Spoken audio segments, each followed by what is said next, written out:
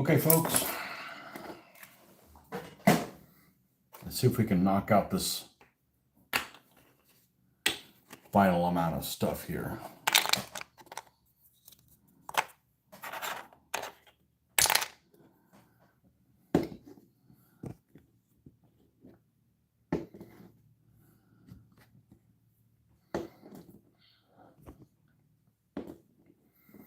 Clear all this stuff of the working area here.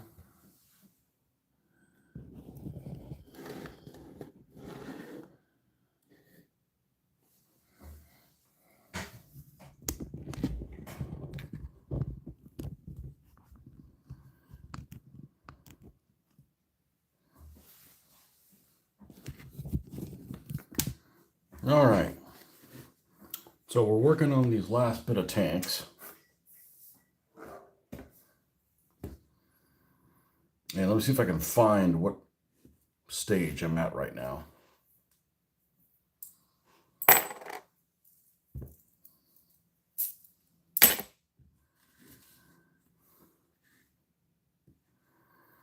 We do need to paint the Panzer commander.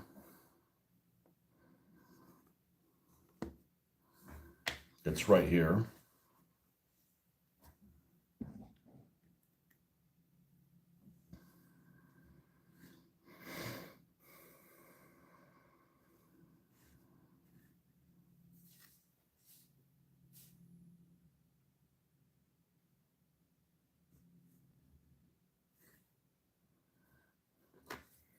Let's go to the computer here. Kill that for a second. That's what we're going to do, is we're going to mix up the paints to work on the Panzer commander. Because while it's drying, we can do the rest of the little bit of rust and stuff on these, and then we'll be good to go. We can move on to the ceiling.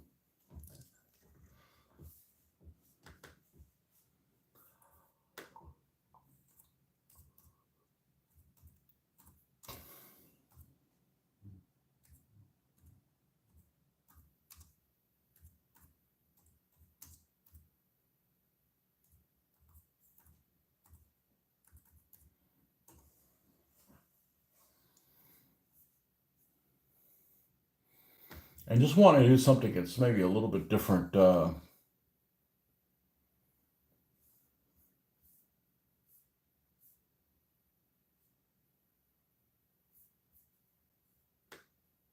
we go. I actually had this set back when I did 1/35th scale models from Verlinden.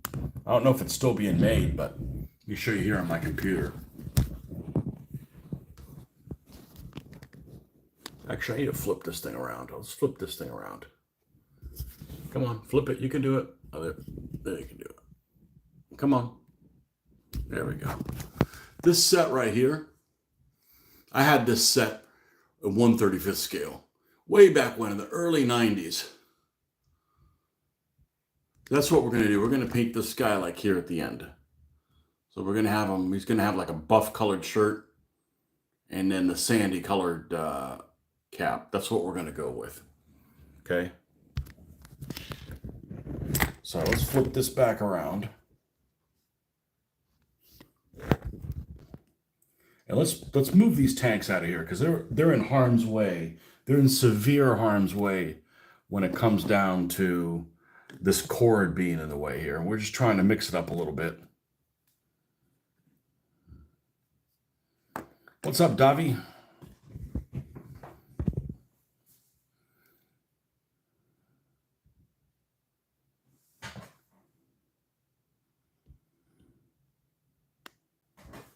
Okay, so we're going to start off by getting the light back up here. Let's get a couple colors that we're going to need here to paint this. Is the back? Yeah, the back of it is clear. Let's just work on the back. So we're going to need a little bit of white. A little bit of black.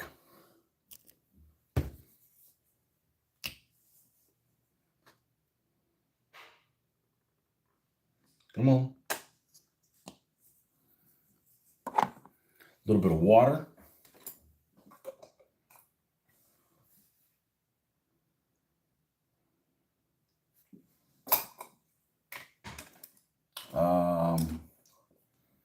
Don't have to use a super precise brush right off the bat.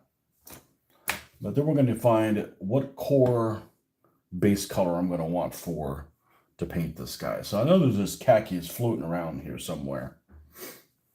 That's what we're going to use. So we're going to paint his shirt khaki.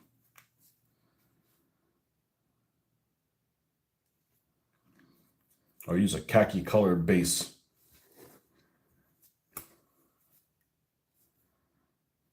I'm going to mix this in with a little bit of black.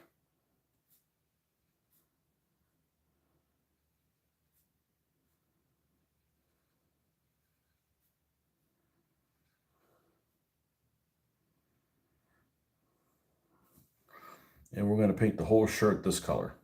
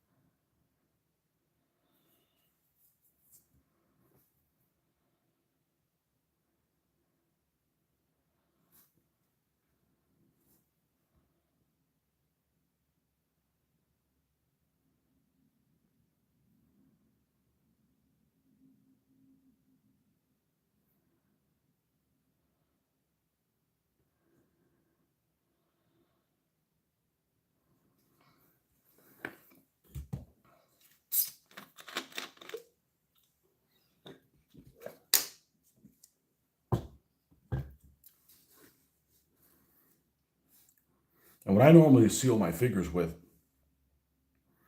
is this kind of like this super heavy duty testers.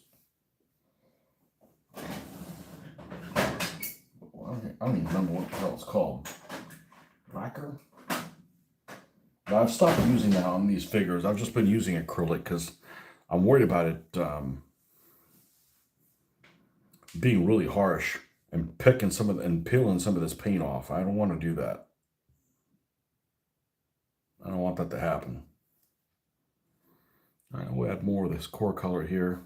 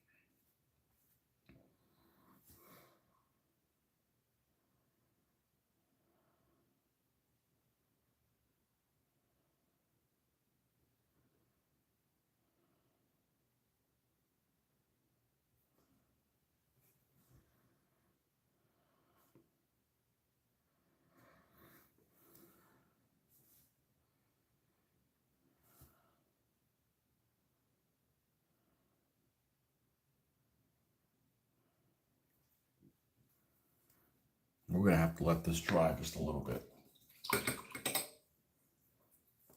Not usually something I have to do, because it doesn't work very well when it's that watery. So we're just going to go ahead and put our 3 dots of the rusty wash. Always fumbles. Always fumbly when I don't have my contacts in.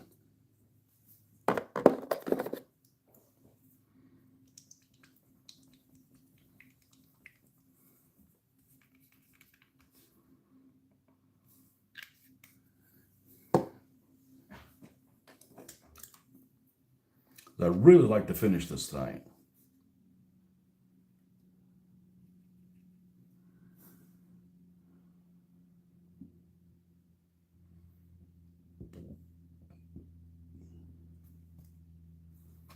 And so we can go ahead and prime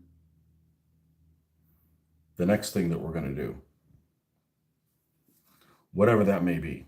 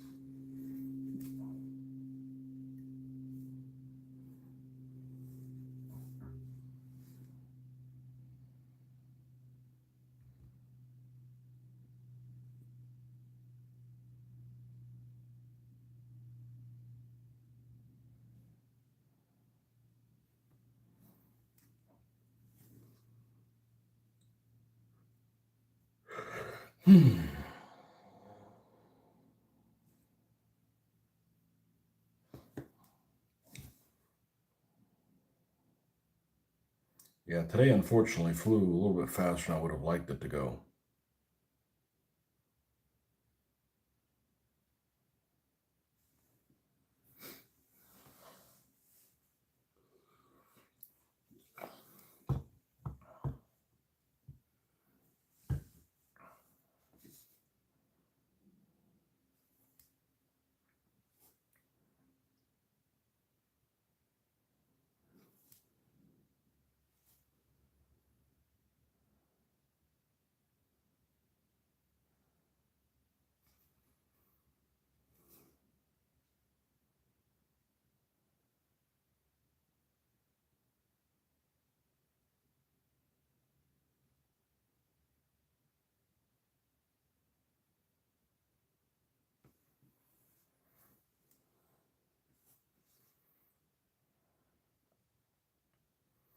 So it's really subtle rust type of coloration on that.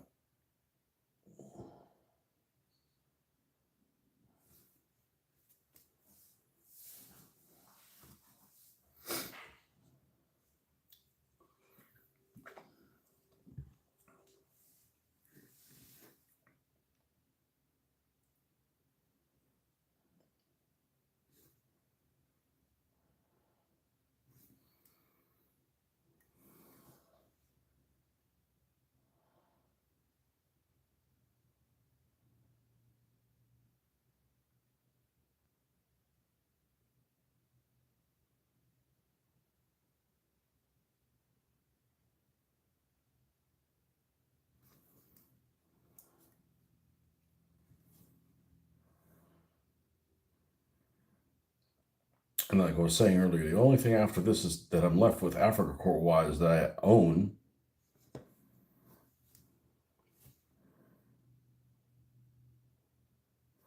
other than some infantry.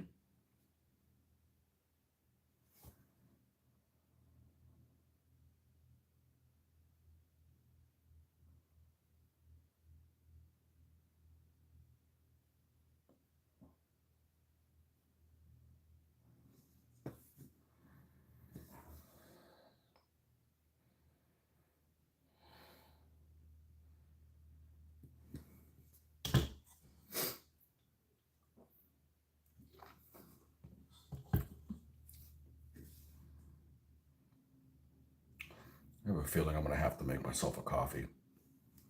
So I really do want to get this done. And there's not a lot of stuff left to do on it, but there is a little bit.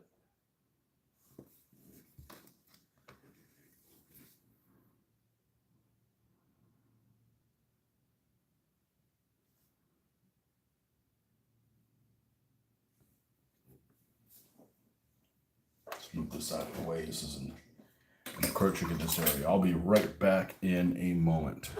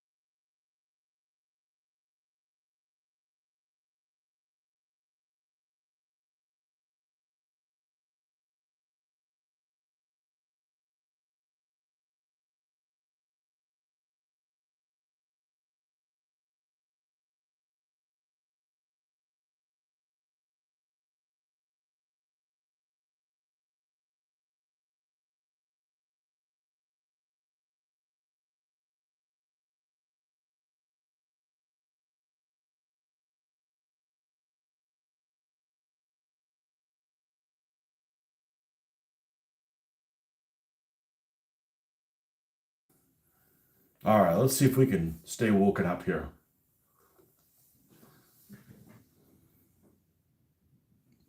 J-Cab, what's up? But first, coffee.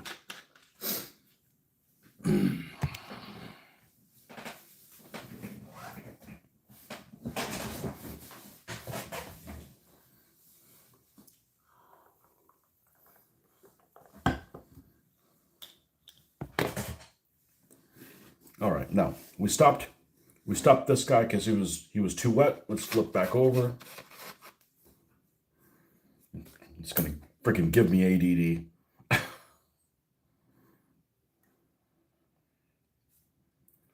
Just a hint of black, a little bit of it.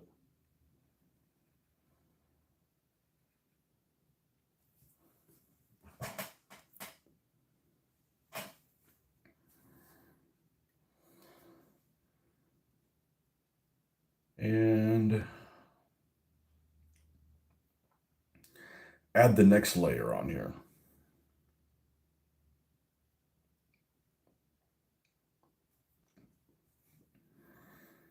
I guess the resolution on this is okay on the phone. I'm not even sure if I'm on the...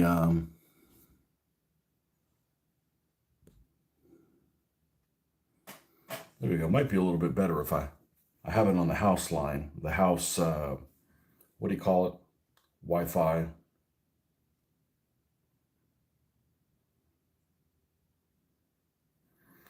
I need to try doing it through the computer and then having a vertical picture if that makes a difference.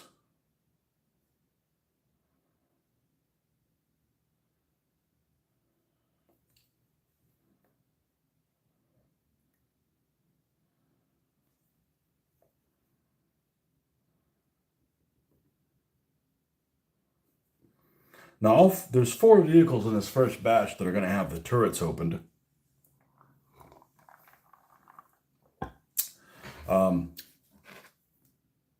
But still, of the Panzer IIIs, there's only 2 of the 6 that are open. It just happens to be the first ones that I've painted. But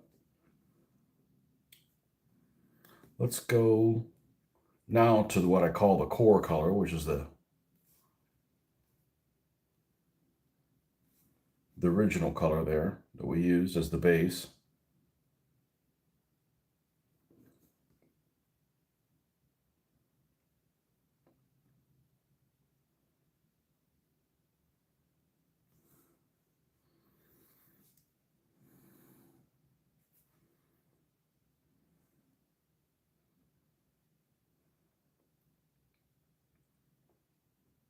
What I'd like to know is the people that normally aren't subscribers to my channel, how did they find this feed? This feed get recommended to them on, geez, I don't know. I mean, it's not like it's some kind of a reel on Facebook or something.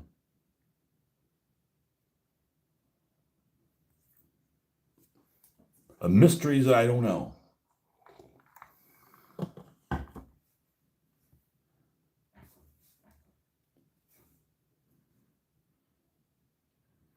You won't be able to tell what this is until you start painting his fleshy bits.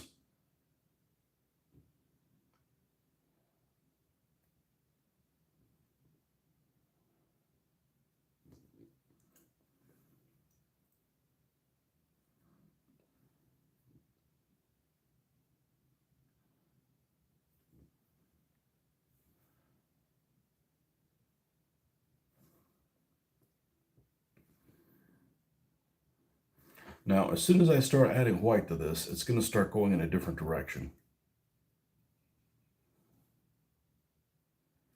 And I'm actually okay with that direction. Let's just check that out before we end up having to fix something.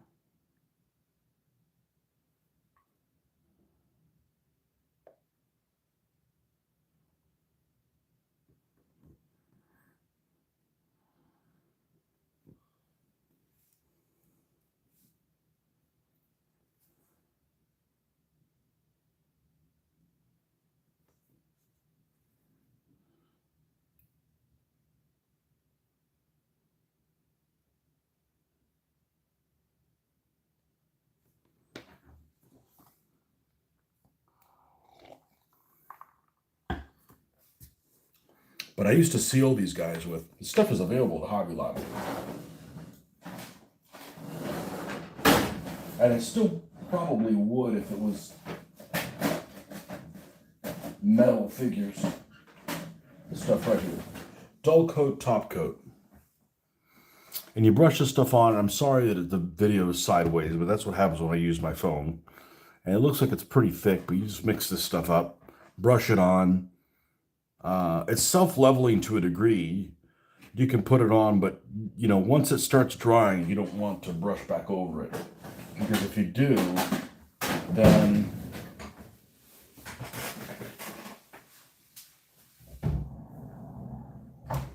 it ends up pulling the paint that's out underneath it. And all your handiwork that you've done is out the window. But I've been pretty happy with using that for many years now for my 15mm figures. And I feel like it's very durable.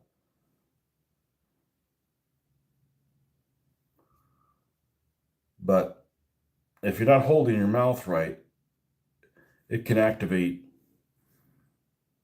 or it can remove some of the paint that you have underneath here. Even though this is acrylic paint, it shouldn't be able to react with it, but sometimes it does.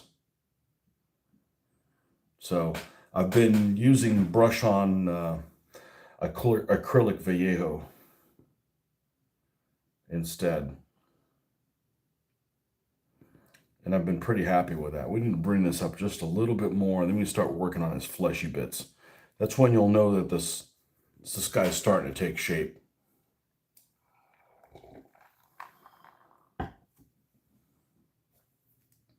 And then when we're done with this, we're going to do the stains on these two Panzer IIIs, which there's not a lot left done with them. And then we're going to go outside and we're going to clear coat these guys, and then we're done with them.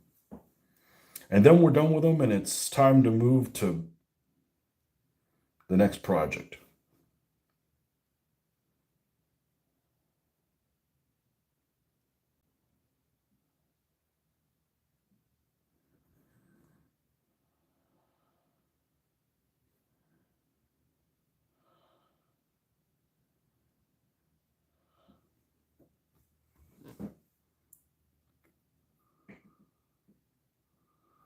Do you think we could walk to Burger King and get a Whopper? I don't think so.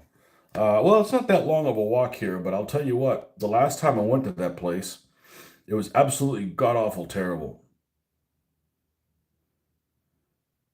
That restaurant, although calling it a restaurant is probably a stretch, was all right in the 80s, 1980s.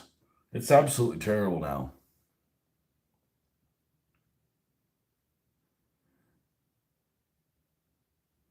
And it costs, 4 times more than it used to. To be fair, with the cost of living, it probably only costs double of what it used to. But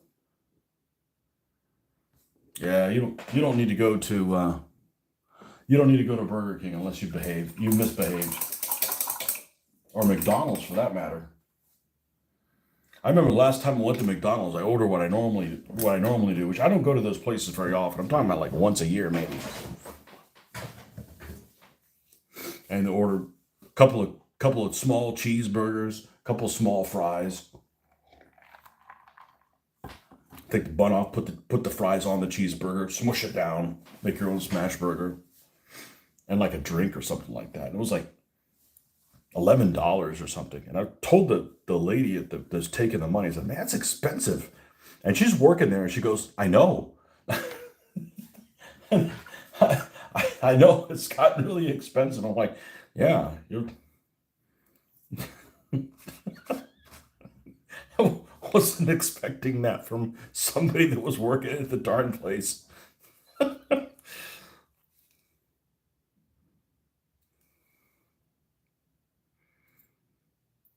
like breaking the fourth wall when you're doing something like that. agreeing that your products are overpriced at a place you're working at.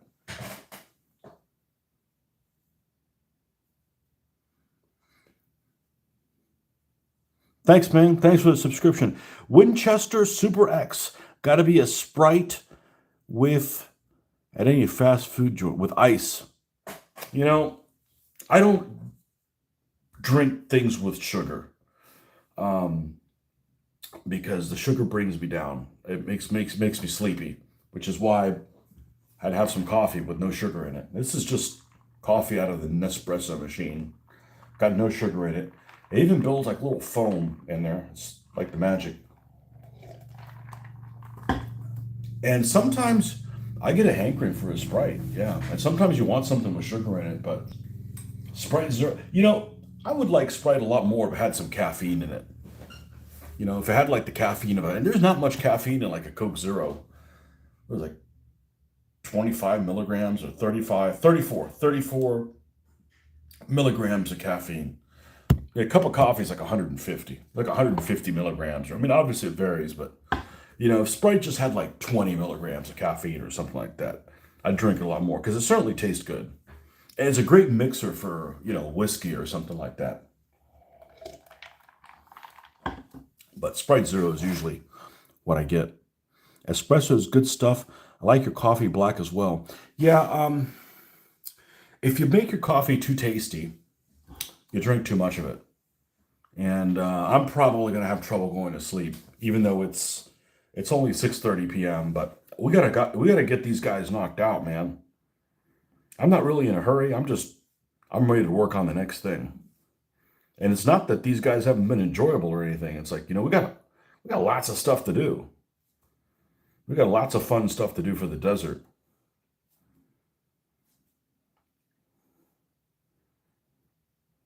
So we need to go a little bit not so dark. So I don't really even know where I came up with the mix I use from the flesh on my figures. And assuming we're talking like Caucasian skin, I make a mixture of Vallejo leather brown and black. And I bring that all the way up until I get to the leather brown color itself. And then I start adding the sunny skin tone. And then at some point I start adding white to that. And it gives me pretty darn good results. I've been really happy with that. I've been using that mixture for a long time, maybe 30 years. Now, if you're, talking about other skin tones, if you're talking about somebody like, say, maybe from India or the Middle East, I might alter that a little bit. But by and large, it's still the same kind of mixture.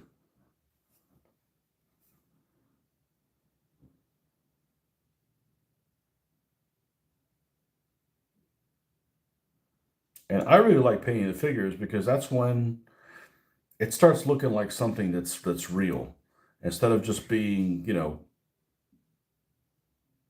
a tank. It gives you kind of some kind of perspective on the size of it. This is 1/72nd, and this is actually so there's a company in the United States. The designer of these is available all over the world, but in the United States, I wanted these printed in resin. This guy actually prints in all kinds of different scales.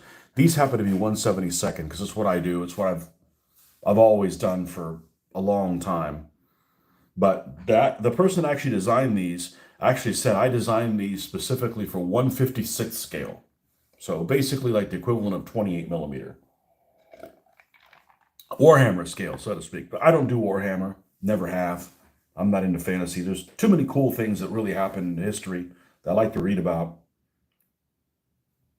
So fantasy science fiction is not really my cup of tea, but it is for a lot of people and a lot of folks that started doing things in 28 millimeter um, have moved on sometimes to do historical things as well. So that's why the 156 scale is kind of popular.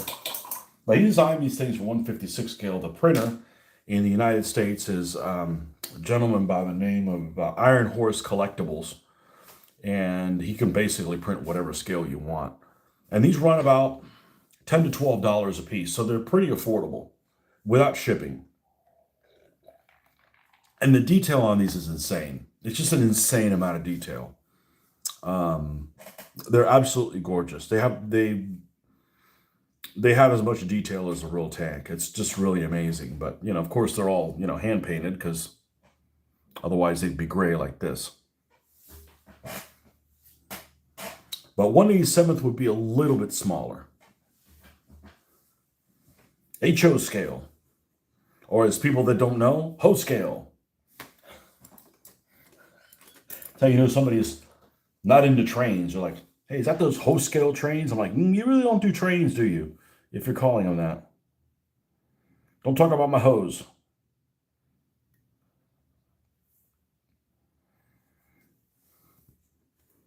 But I personally don't do any 3D printing. You collect 187th model cars, mostly Mercedes, and I built some Revell fighter jets. In 187th?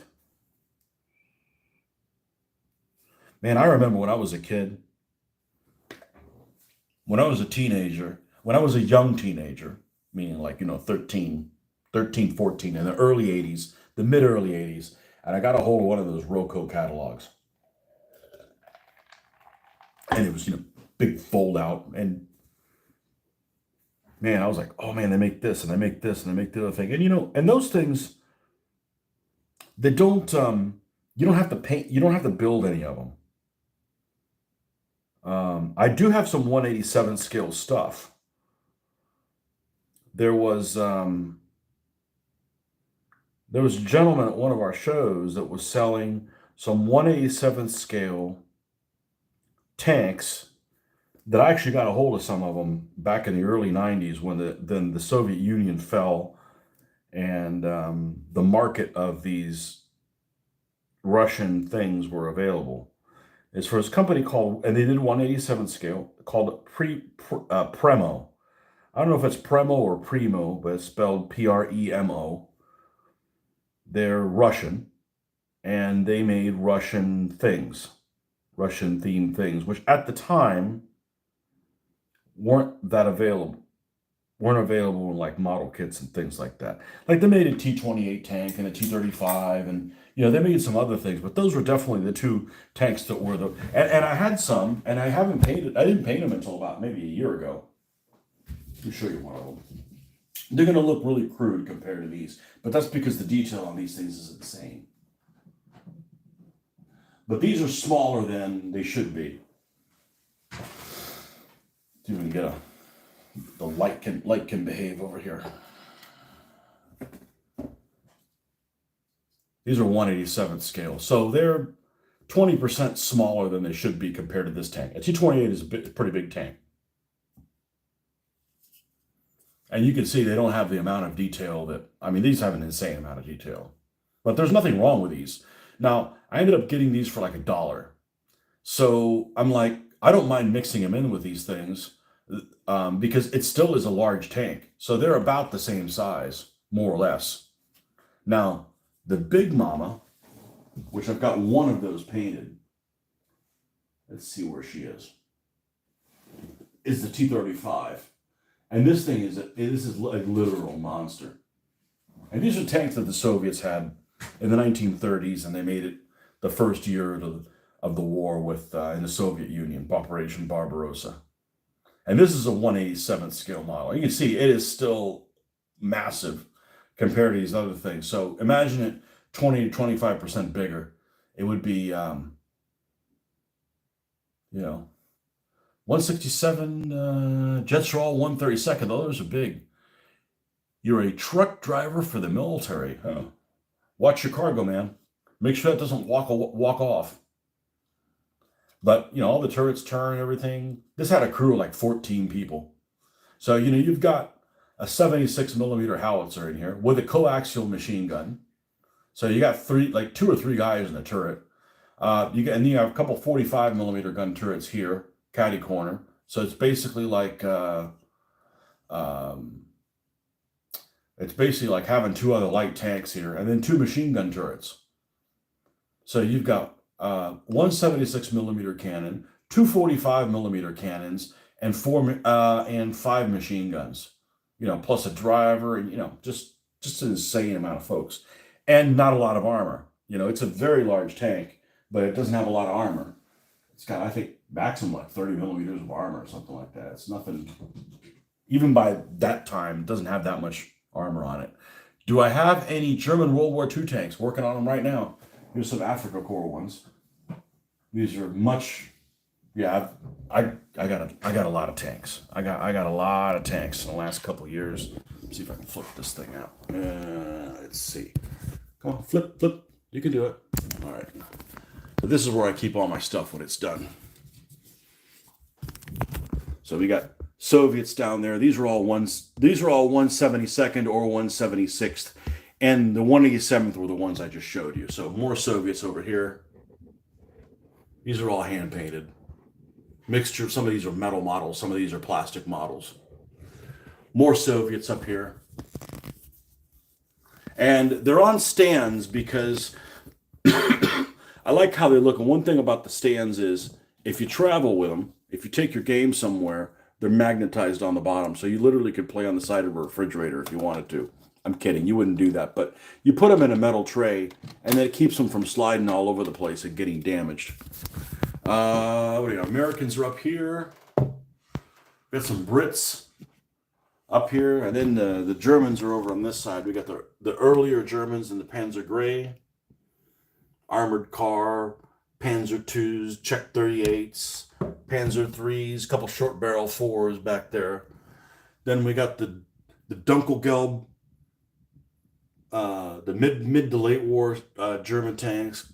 Got some Panthers up there, Jag Panthers, some Panzer IV H's on the background. Got a Brummbär over there, half track, Panzer II, reconnaissance. And some big cats, King Tigers, Jag Tiger, Little Hetzer, another Panther up there. And then what I'm working on right now is, I've only started working on this like the last 6 months, is the desert stuff. So we got the British over here, got some quad tractors with 25 pounder field guns, some tanks back there in the back also, British armored cars, and we got the Africa Corps stuff up here as well. So that's what I've been working on right now. We're working on Operation Crusader stuff, late 1941 time period, North Africa. So, and we got some buildings and things like that. So yeah, it's a cool hobby, and this is only the stuff I've been working on, I'd say the last 2 years. Last 2 years I've been working on this stuff. So it's something to do, It's something to do. Keeps me from being an alcoholic or getting frustrated with work and quitting. But that's what we're working on. We got these are 3 of the Panzer III Gs. They have a variation of different stuff on them. The H's, I was done with them this morning. Got 3 of those. Got a couple of Panzer IIs. And then we're done with this and we'll switch back to the British. So lots of cool stuff. Get to learn some history along the way. It's a cheap hobby, man. If it's, you get a lot of, let's see, how can I put this? You get a lot of bang for your buck. Because if I had to tell you how much time I spent on each one of these tanks, I don't know, 12 hours, 14, I don't know. And the intention is to have the ability of playing a war game with them. It's not like they just sit in there. I mean, they have, but,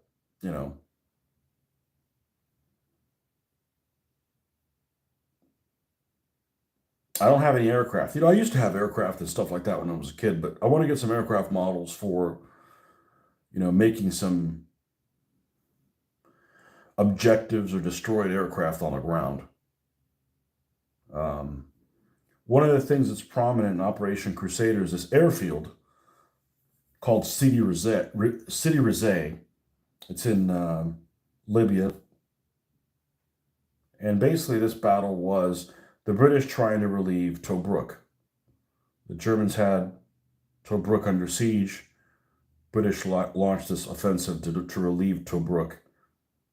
And this battle goes on for a month and a half, during which time it is a seesaw. It is a seesaw battle. The British have an advantage. They screw up, and the Germans get an advantage. And the Germans end up doing some risky stuff, give the advantage back to the British, and it's just a seesaw back and forth kind of thing that Honestly, it's pretty fascinating. And it's kind of the midpoint of the Desert War because, you know, it's at the end of 1941, so you're still going to have all of 1942 where Alamein happens at the end of it. You know, Alamein's about a year from here. And it's just a really interesting battle. So, and we got Italians to do too, you know.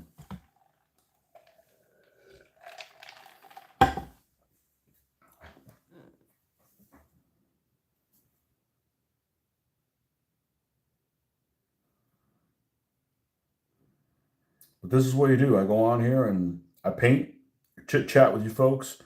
I'm normally on my computer.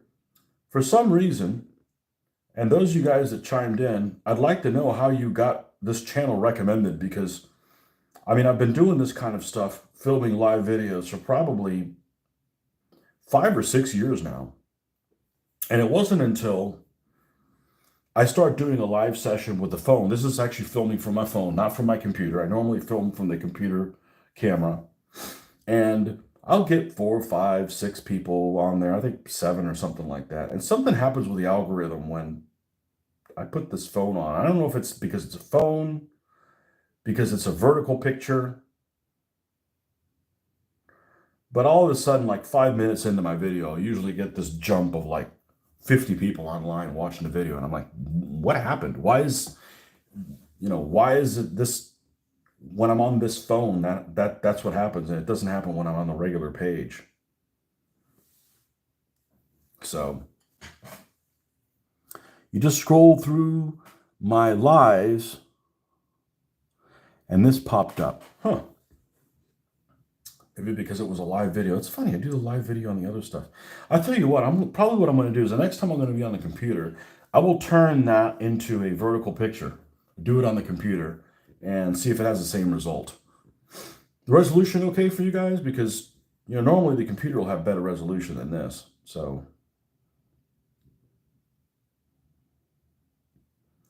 YouTube does this weird thing that if it realizes that you're doing like a mobile feed or a feed off of your phone, it'll dumb down your resolution to 720, which sounds great, but those days are gone. That's 1080 is like minimum.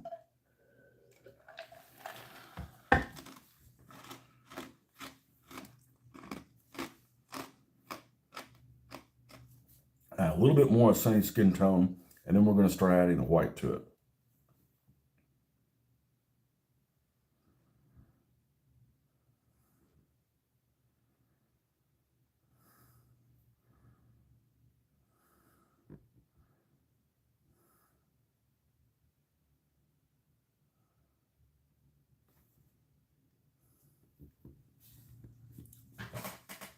Very interested in World War II, warfare in general. Not that I like war, but it fascinates me how far humans have gone since the beginning of mankind. Yeah, I agree with you, and I think it's the same way of people that like to watch horror movies. I'm not one of them. I don't like horror movies, but there's people that watch horror movies and enjoy them, and it doesn't mean that they want to see innocent girls butchered. Hopefully, that's not the case. It's the same thing. This is like horrible. And the tactics is really what interests me. The tactics and the equipment and all that kind of stuff. It's super fascinating. World War One, I don't get into unless it's like naval, the naval aspect of it. The trenches just become too static and there's not enough there for me.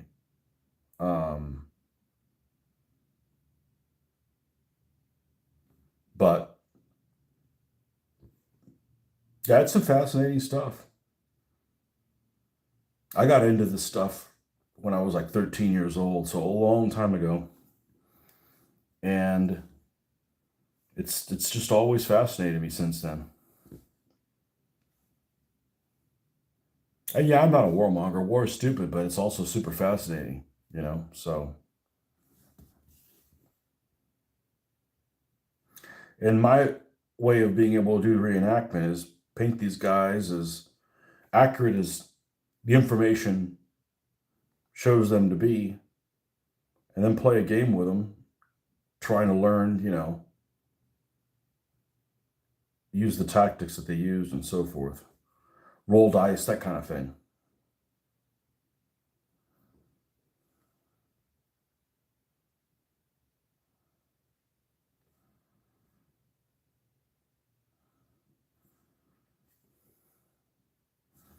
Yeah, a little bit more white on there. I really do like painting the faces, especially if they're really good sculpts like these guys.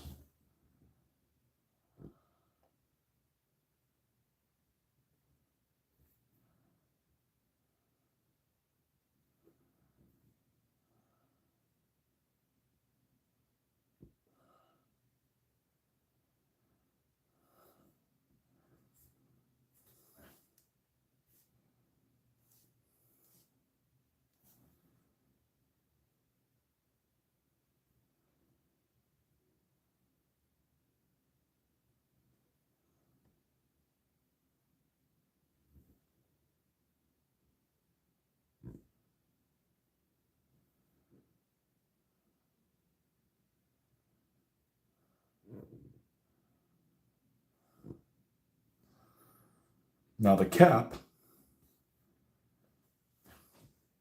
you're not going to be able to see anything. And I can't take a picture of it. As normally I would do is I'm on my other feet, I'd take a picture of it, zoom in, and you could still, but this is a really nice sculpt. So I'm going to do, where's the other commander? Yeah, I love the World War II squad tactics. I'm not much of a strategic guy. I like the tactical stuff. I'm going to take this green brown that we had. Whoa, well, I'm going to take this green brown that we had floating around here. Yellow green, I'm sorry. Yellow green. And this is what we're going to paint his cap. Now, we're going to paint his cap pretty faded. That's one of the very first things that you see is the caps just fade from the sun. Like if you got any caps, you will go take your cap to the beach a couple times. It's ruined.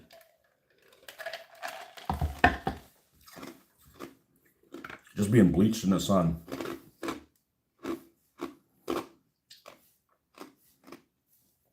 One of my favorite caps I got it in DC. It's got a little American flag on it, just kind of a stylized.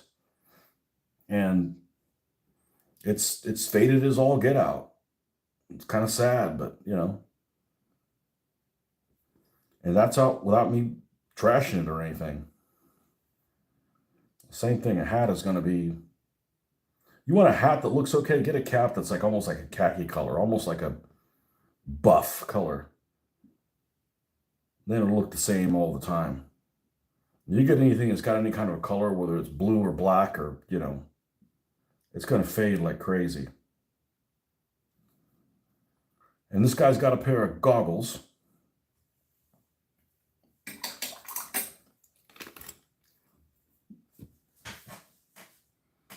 The Ghost Army squads were wild. I watched and read everything about it.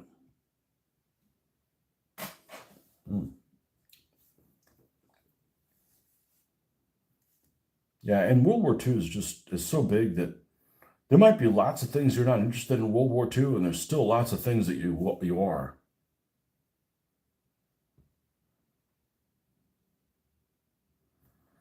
Like one of the first war games I played was, the first thing I really liked about World War II was the surface ships. All the German Raiders and the Bismarck and all that kind of stuff. I picked that up in junior high in the early 80s. And I've always been fascinated by it. And a couple of years later, I found out you could people war game this? I'm like, man, that's awesome. Oh, and they make miniatures of them? I'm like, holy crap. And then, the rest is just history.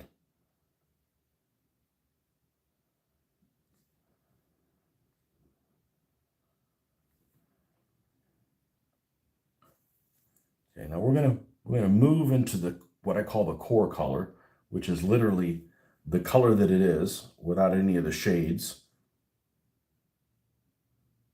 without any darkness to it. And then we're going to add white, and then we'll have a faded version of that color right there.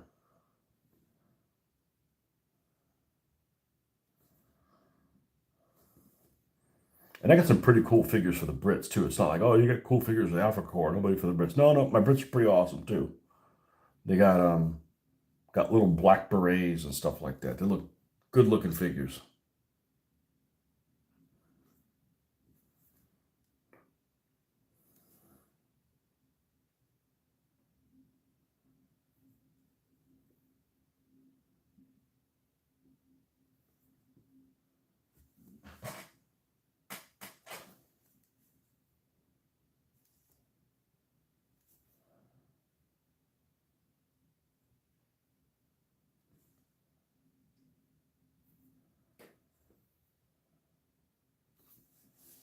Add a little bit more white to it.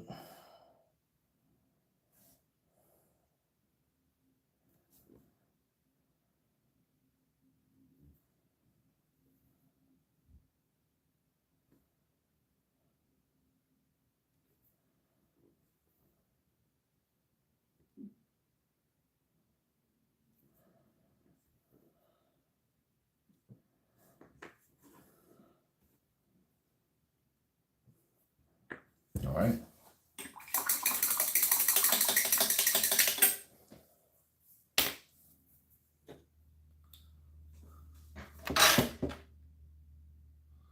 All right, we're going to use light gray for the straps, and I'm just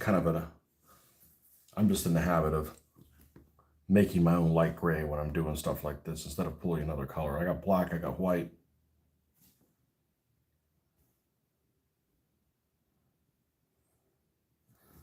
Let's make that happen.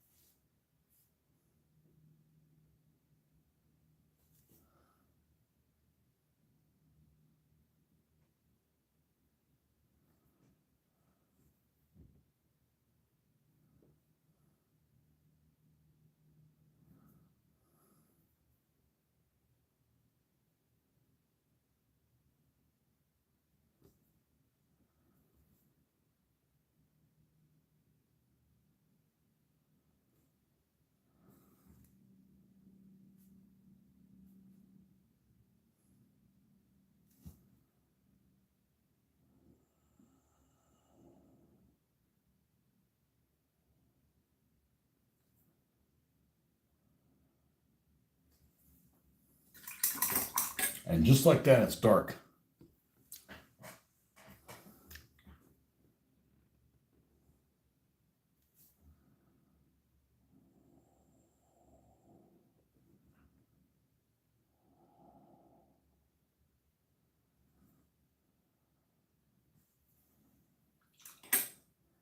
And this guy actually looks like he's got the lapels on the shirt. So what I'm going to do is I'm going to actually paint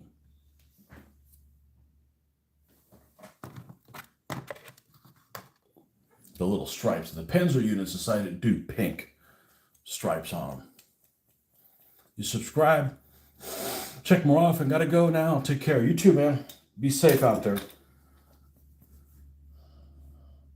Old Rose.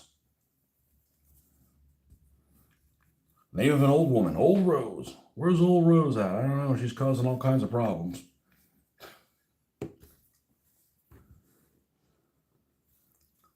So they have these little, I had a little bit of black here to this. Just so when you put the correct color on top of it, you have a little bit of a contrast.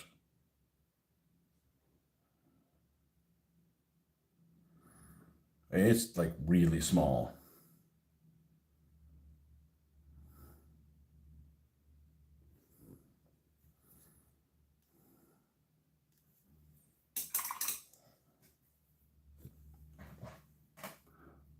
What's up, Novex?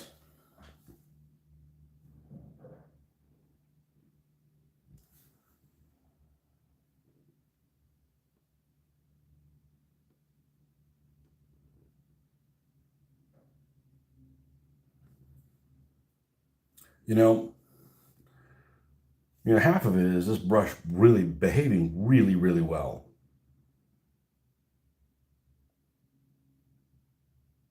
That's why I said, you get a brush that you use for really detailed stuff, don't use it for anything else. Just save it for those moments when you got to use that. Otherwise, it'll end up getting deformed on stuff it doesn't need to get deformed on. All right, this guy's got some hair showing. We have, let's start with some brown here. Beige brown.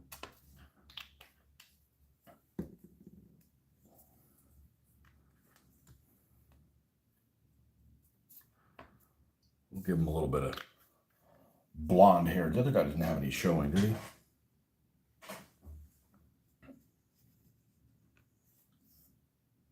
Yeah, a little bit.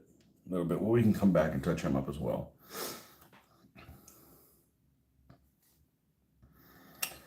Okay, so what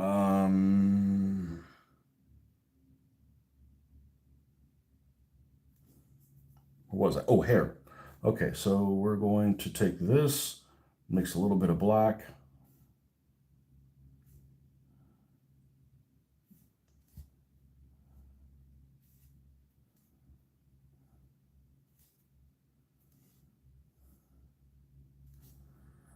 And we're just going to apply this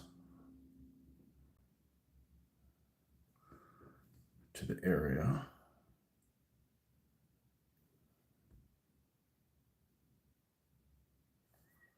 He's just going to be a little bit of blonde hair. He's not going to be like some blonde knight or some shit like that.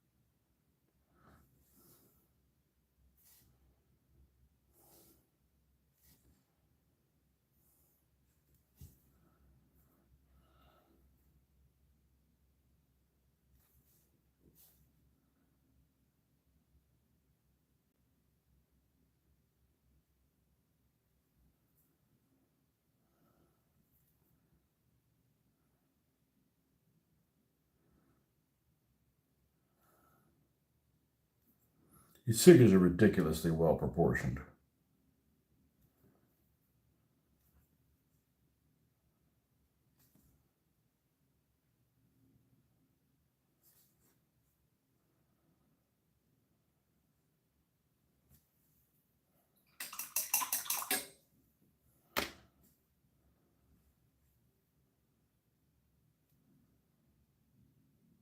I'm going to seal them before we do anything else. I don't know if I could give you guys a good picture of them.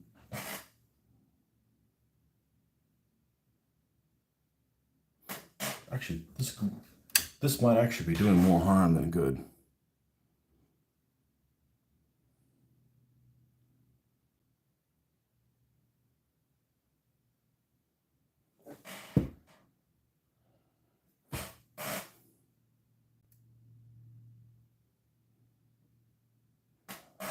So this guy's going to go on the turret up here. And the other guy, I think we still needed to do. Let's put him back here on the. Put him back here in the chair. I think we still needed to paint some of the stuff on his headphones and things like that.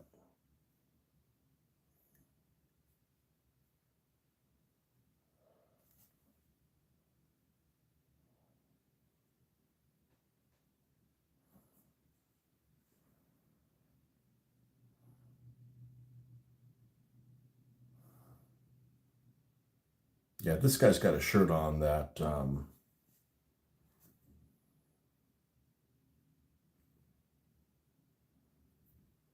Man, for a second there, it felt like it was Saturday night. Damn it, joke's on me.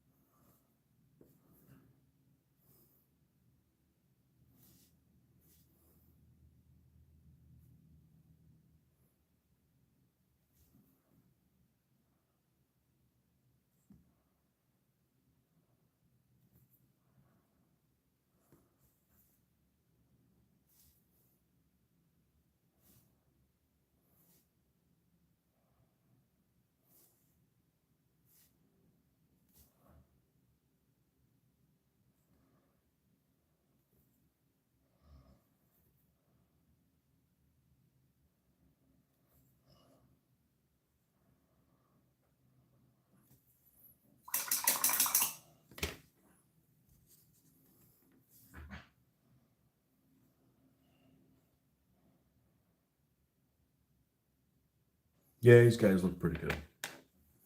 All right, now back to doing the drippings. Oh, we're going to need this.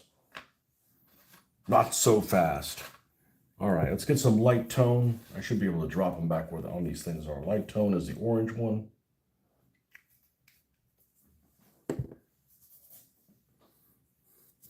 Old Rose, definitely one of the colors I use the least. But the little stripes on the lapels on the Panzer troops was pink. You know, not like bright pink, but you know, definitely pink.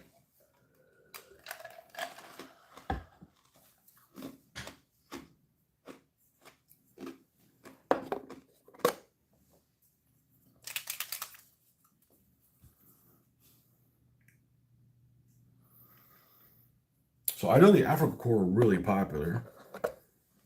I don't know if it's some of it is Rommel. The stuff that they wore, they had pretty cool uniforms as far as I'm concerned. I'd say, probably the coolest of the German uniforms is the Africa Corps. Because, you know, kind of a haphazard look. You know, the field caps, those German field caps look great. You know, I'd argue the stuff that the British wore in the desert were pretty cool too. The British tankers look good. Tanks accessorized, yes sir. Yes sir, and Panzer crewmen done, 2 of them anyways. We'll let them set for a little while and we'll put some Vallejo flat on them.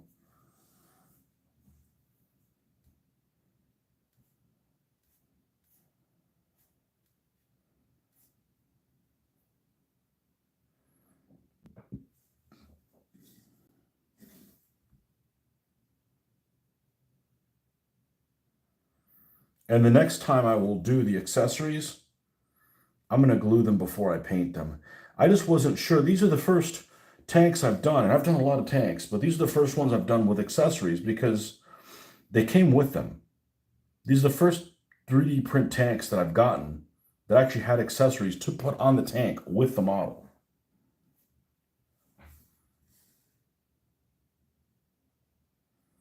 And I was considering not putting the sandbags on the roof, and actually, you know, it's just something different, you know, make them all look different. They all have a different number. They all have a different personality.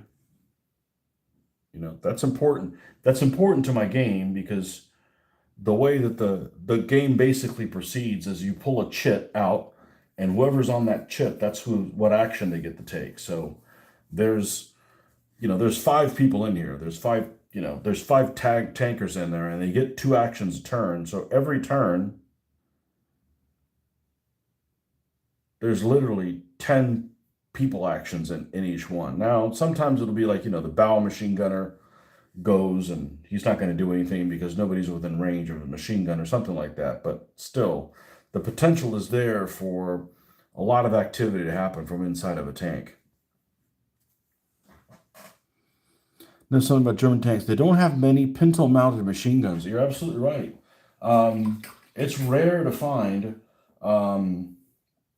It's rare to find a German tank before Kursk with a pintle-mounted machine gun. Let's just Stugs there has a nice gun shield. Yeah, Stugs. So the guy that does these, this wonderful sculptor, a designer named Ron, he's working on Stugs, and his Stugs are like 8 or 9 different versions of them. And they're all 8 or 9 different versions of the G. So they're not released yet, but when they will be released, we'll have some Stugs because they're pretty popular. They're a pretty common vehicle for German tanks, for German armored vehicles. They built like over 10,000 of them. Yeah, but pintle mounts, exactly. The Germans don't really have them until they lose air superiority, basically.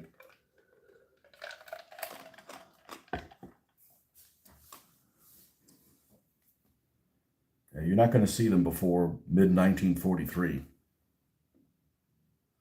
You're basically not going to see them in North Africa.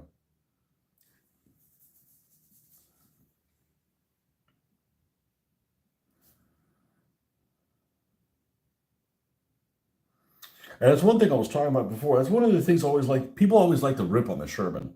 Oh, the Sherman's not very good. The Sherman in the desert is like the best tank. I mean, the German 75 millimeter gun, it's got more punch in it, but the Sherman's fast, reliable. You know, it's got a pintle mounted 50 caliber. You know, it's much different than having a 30 caliber weapon, like most machine guns are. You know, it's got punch. You know, you got guys that are hiding in a medium target. You open up with that 50 and you can punch right into that medium target. So, you know, you got a wooden building or something like that you think that provides you some cover. It's not going to save you from getting punched by a 50 caliber. So it's just something that's not normally something that it's something that gets overlooked, but it is, I think, a significant factor that when you've got a 50 caliber machine gun, that's almost like you got an extra light cannon there. You know, you could use it to shoot up trucks, you know.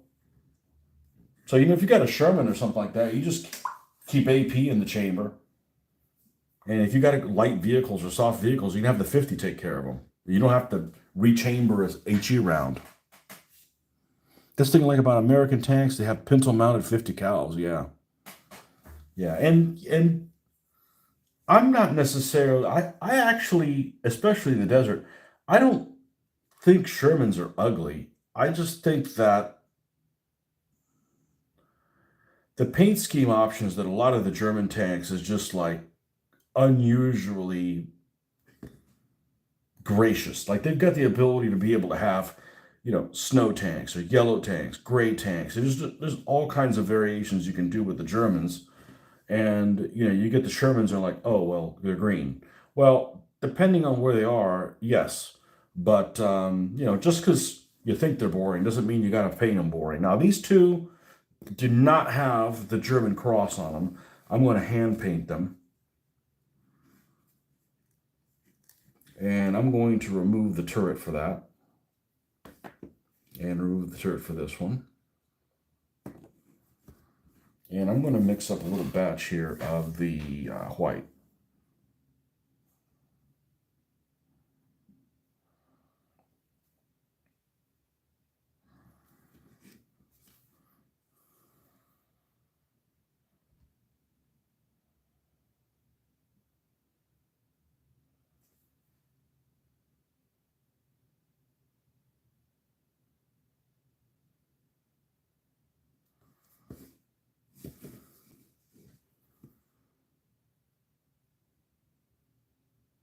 And do the same thing likewise over here.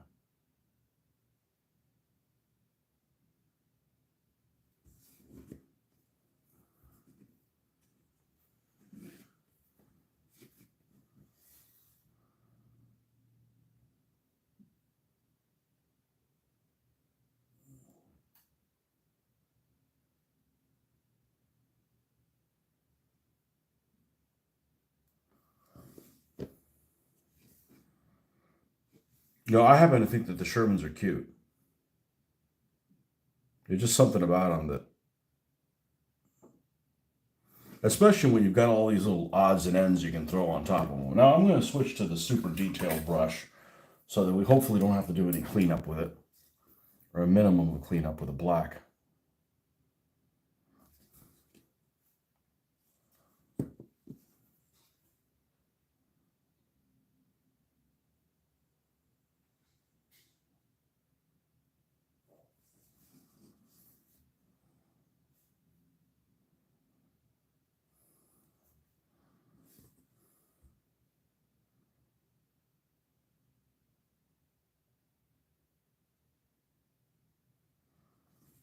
We're just getting the center, and then we'll come in and do the white around it. And this method's actually worked pretty well.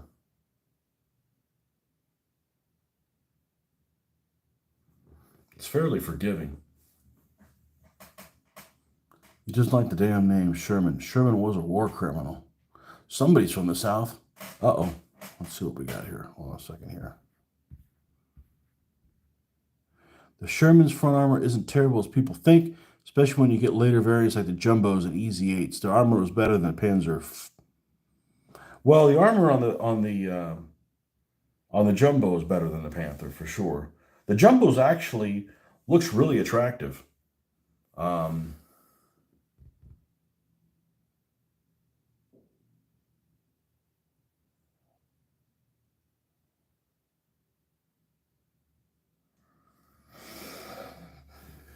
I don't dislike Shermans at all, especially because you've got, if you watch Fury, which is pretty much a trash movie, but they did a really good job in Fury in making those. There's a scene where the tanks are working in a group of four, and all four of the Shermans look great. They have different stuff on top of them, and they're just very unique looking.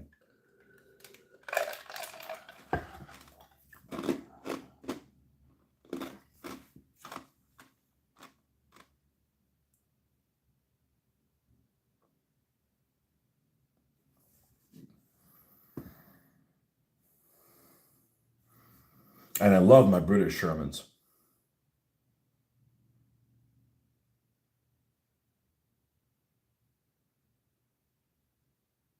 Because the green's a little bit better, and it's a little bit better color, brighter. It's just more full. It's less drab is what it is.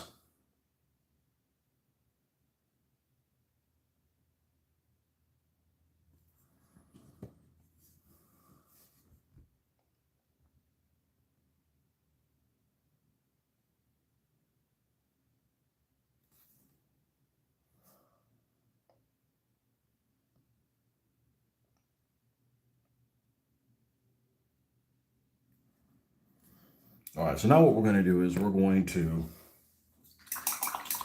make sure we've got some fresh white here.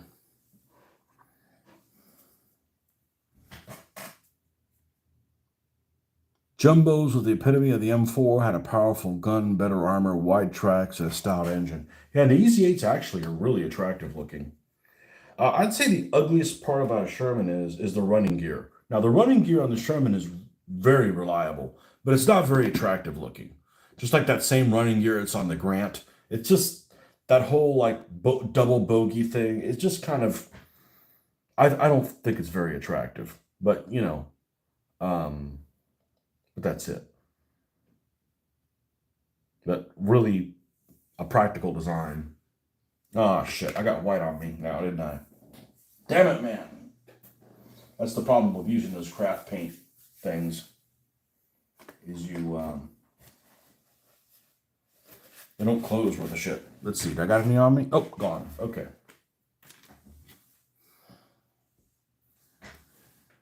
Yeah, I don't. The only thing I don't do is I don't like doing late war British tanks and putting a white star on them. I won't do that. They didn't do it on every vehicle. So the ones that I'm on, I don't put a white star on any vehicle. It's not an American vehicle. It just looks wrong.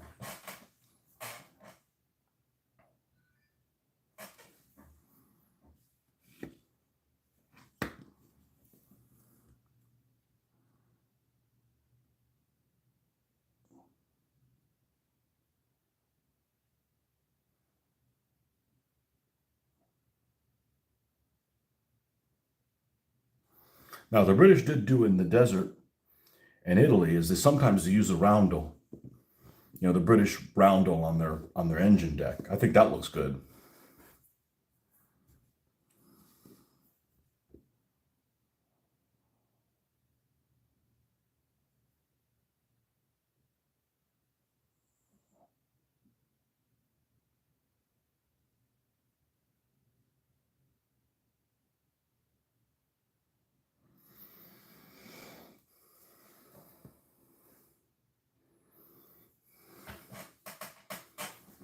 I don't have any jumbos yet. I don't have any Easy 8s yet either. But I got a fair amount of Shermans. 8 or something like that. 8, 9. American Shermans. Got 6 British ones.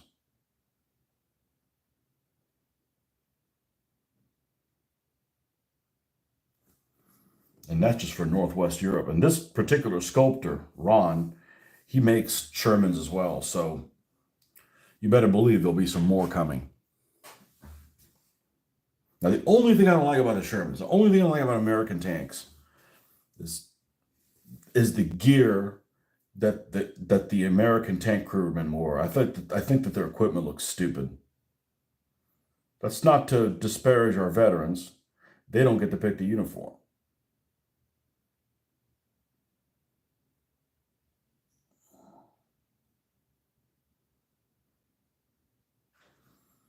That football helmet thing just looks dumb as hell. Sorry.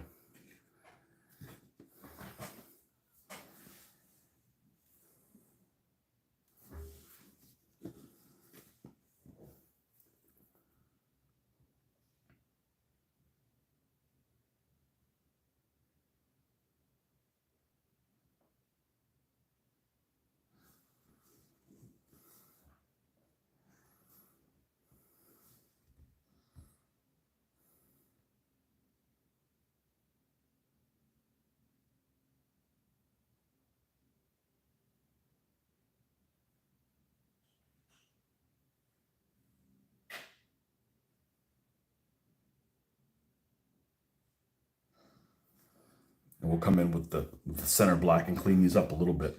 And it should be good to go.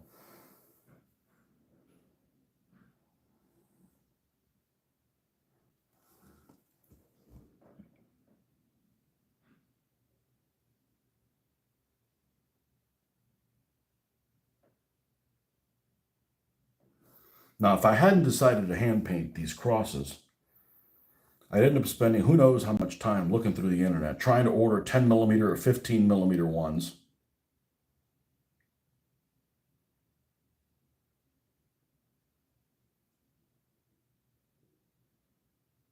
And hoping when I received them that they were small enough to fit in some of these places.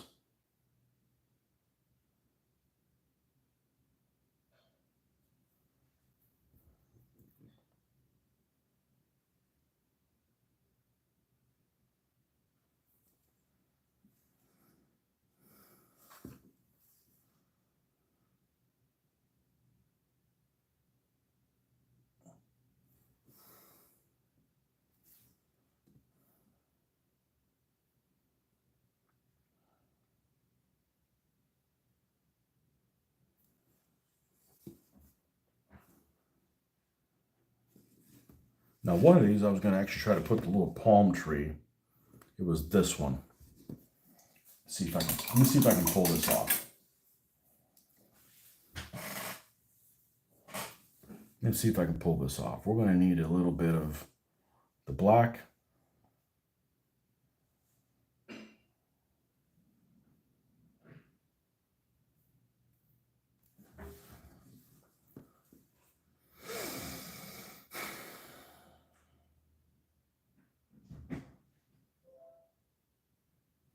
And we need to go darker than that. I won't be able to tell where it is.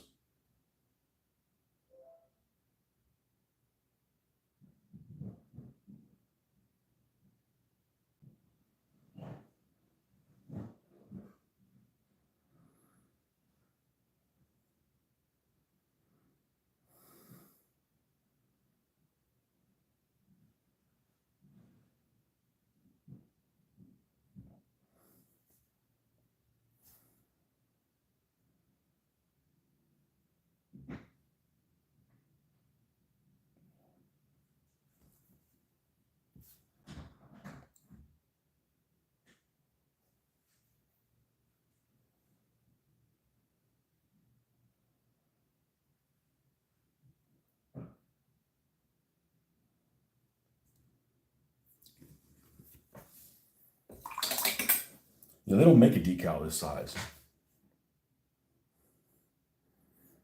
You have to order all kinds of stuff.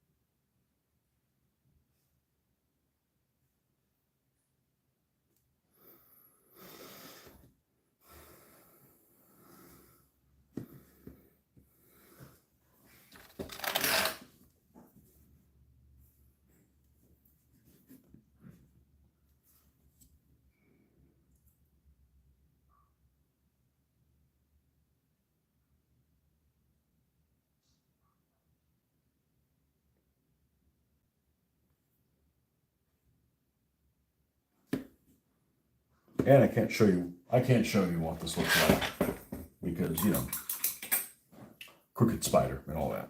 So, but that looks pretty good. Let's go over the black parts here for cleanup. That's good.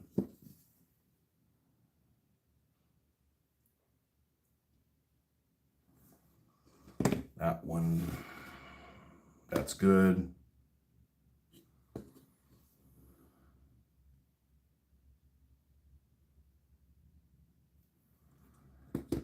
That one's good. So,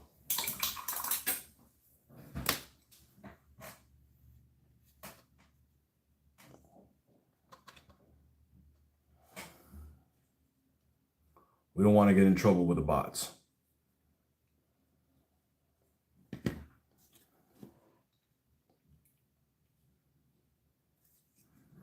So what we have here is, I'm gonna go ahead and clear coat these two figures. Let's get a brush that's a little bigger so I don't have to go over any of the stuff. I want to pull that paint off. I paint really, really, really thin. Where's my Vallejo matte varnish? Here it is.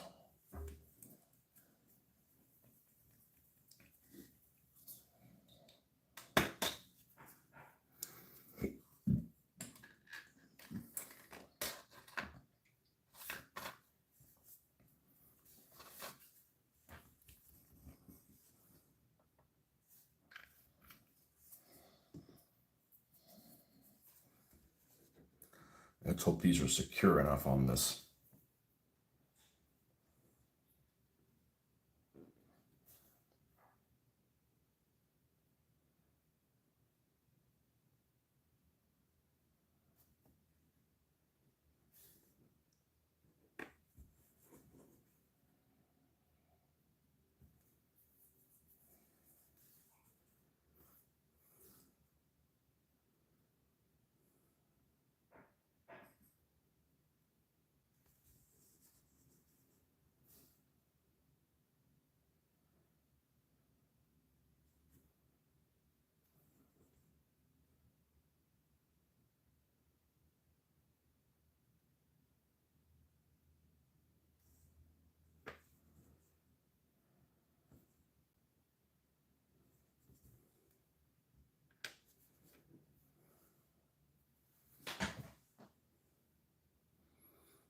Did you ever finish the Italian? No, I never started on them. I never started on the Italian infantry. Now, I was kind of curious how I was going to do the Africa Corps tanks. I had kind of some ideas for it, so I just decided to jump in and start painting Africa Corps tanks. I don't even have an Africa Corps infantry guys finished. The first Africa Corps thing I have finished was this particular tanker right here. And the second one's right there. But I got lots of interesting Afrika Korps figures to do, along with lots of 8th Army guys. And I got about 10 8th Army guys painted, and really happy with how those guys look.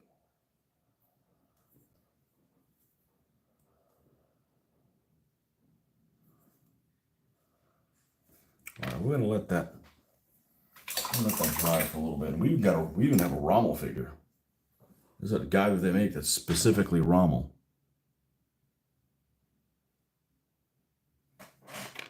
But no, the eye ties, they're here, aren't they? I mean, I got them nearby. Let's see. They're nice looking figures. Yeah, here we go. Man, they're really nice looking figures that Marcus sent me. I got a book on how to paint them. I could have found it off the internet as well, but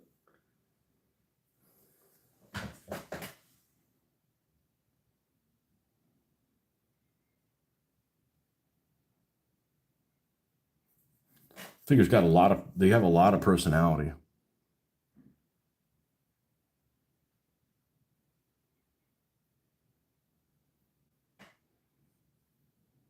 The only problem with the figures is they've got some of them have this little feather in their hat. And those are Bersaglieri, which are basically like, they're better quality guys. And they'd be like in their own units or something like that. But they would be like the most elite infantry that the Italians have in the desert would be the Bersaglieri.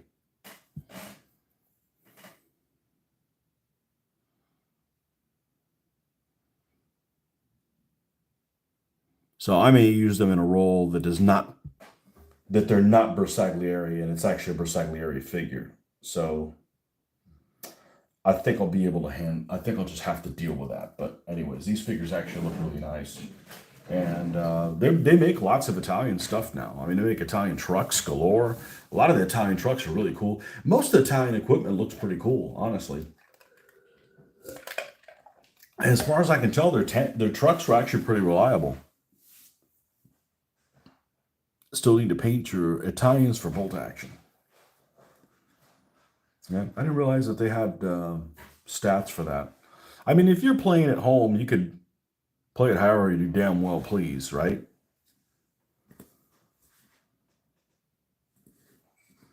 Jerry cans here on the back. I don't know how durable this is on the truck. I'm not going to play with it. Let's not tempt fate. Let's not tempt fate at all. Now, one thing I am going to do, I'm going to make this removable. I'm probably at some point actually going to leave the figures glued in. But just for the time being, I'm going to put a little piece of stickum, as I like to call this, white tack. Tweezers. In the middle of this turret, actually we need a smaller piece than that, so it's not visible.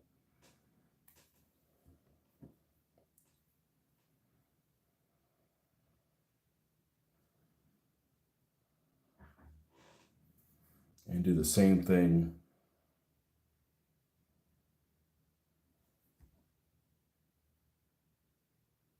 this is actually too large.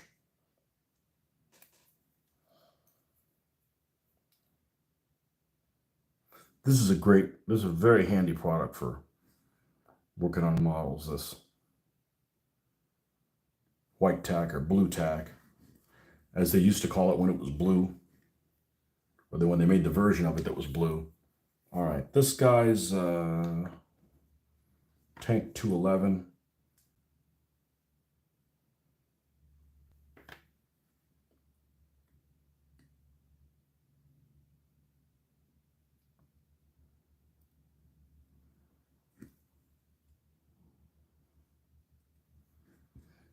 And then this guy here,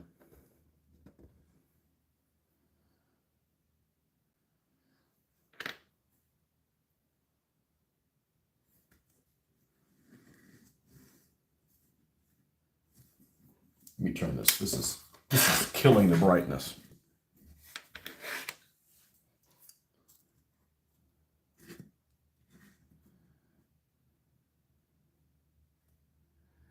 Let's get away from the edge so we don't have a debacle happen.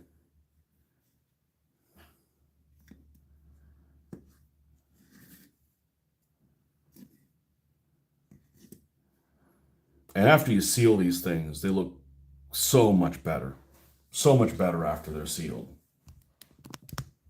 Not that they look bad at all, but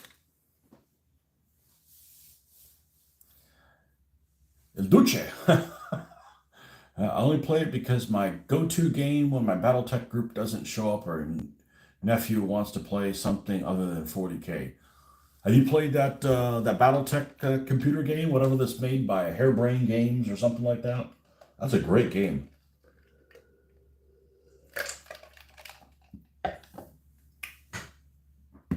So actually, I thought we're going to be done with these. No, we still got the little two Panzer IIs, and they each have a crew member in them. One guy's actually going to be like sitting on the turret.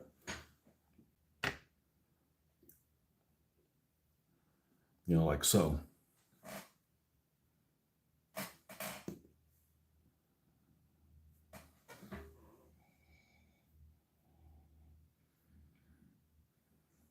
But I like about 1 tank and 4 to be having a commander figure. You know, any more than that, and it's just a bit much. Now, let me try doing something. I'm going to flip these guys this way, because I can actually get some pretty good resolution.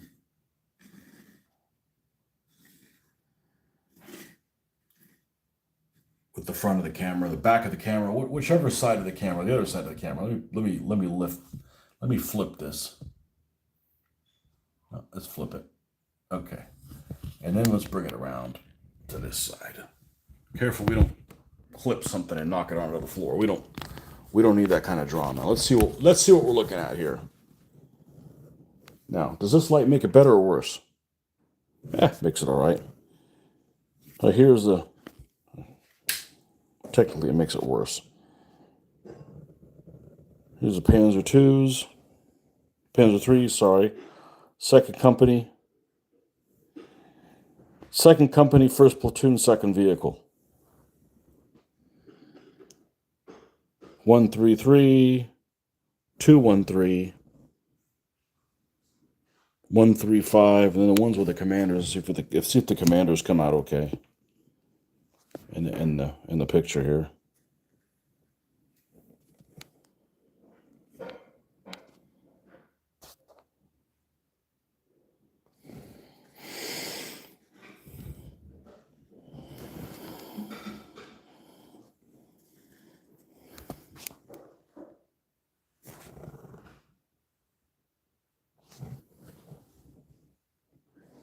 So they look pretty good. Pretty happy with them. And that's why I noticed when you add these sandbags, the color of the tanks becomes more yellow. Because the sandbags are like more of an off-white color.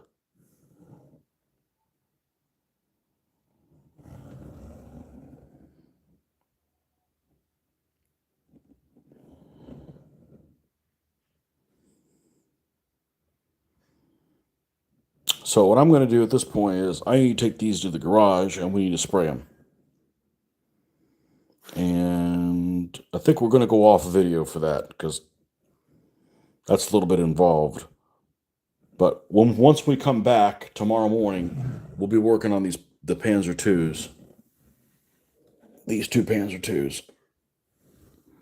The odds and ends that go on them, but Panzer IIIs are pretty much done here. Okay, folks, thanks for stopping by. We'll see you guys on the next one. Bye-bye.